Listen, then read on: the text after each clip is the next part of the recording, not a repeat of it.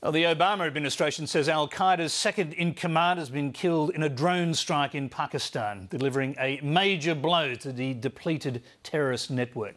But the American airstrike on Pakistani territory also appears to have further strained relations with Islamabad.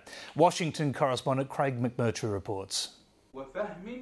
Said to be in his late 40s, the Libyan-born religious scholar was the target of a pre-dawn US drone strike on a compound in North Waziristan, an attack that left 15 suspected militants dead. He served as al-Qaeda's general manager, responsible for overseeing the group's day-to-day operations. Abu Yahya al-Libi rose to become al-Qaeda's second-in-command after the death of Osama bin Laden in a raid by Navy SEALs last year. He was already well known, having escaped US detention in Afghanistan in 2005. While the White House confirmed his death, US officials are refusing to reveal operational details. I can't get into details about how his death was brought about. The charismatic terrorist leader was reportedly in charge of al-Qaeda propaganda, outreach to affiliate groups and operations in Pakistan's tribal lands, which is why US officials say his death is so damaging to the terror network.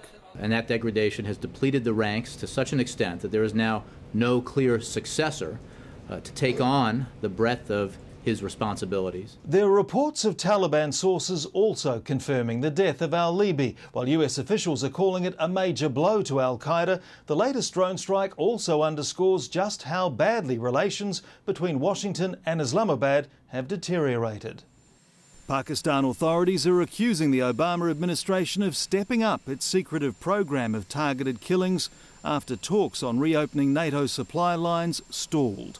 As former UN Special Rapporteur Professor Philip Alston told Lateline earlier this year, many international law experts are highly critical of the secrecy. He believes the CIA-led drone strikes in Pakistan are a violation of international law. CIA spokespeople have said at certain points that in recent years at least there have been no civilian casualties.